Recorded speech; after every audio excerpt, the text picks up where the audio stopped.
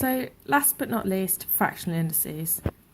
Now, a fractional index is literally a fraction written on top of a base, and they could be any fraction. Now, I'm going to prove to you why something to the power of a half equals its square root.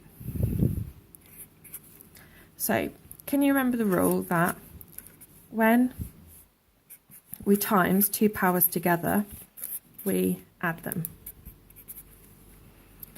If we want two identical things to be multiplied together to equal another number, if they have to be identical, that's why I've drawn two squares, both of them have to be to the power of a half, because 1 divided into two parts equals a half.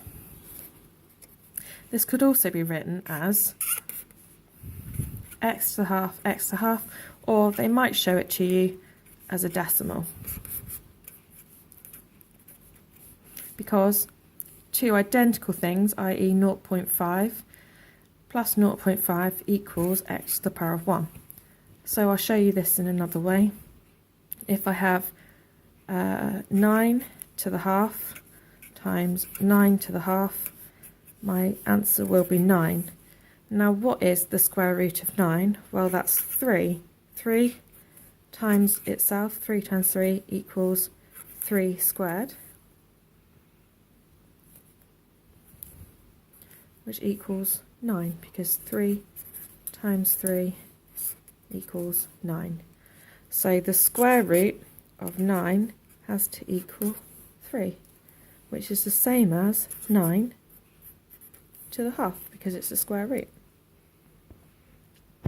Now, the only other thing to add to this is if our numerator is more than 1. So for instance, if I had, let's say, 64 to the 2/3, well, usually 3 would mean cube, so we have the cube root, because something to the third, so times something else times 64 to the third times 64 to the third times 64 to the third. Because you add them, you would end up to 3 over 3, which is 64 to 3/3, which is the same as 64 to the power of 1, or 64, which is how we'd normally write it.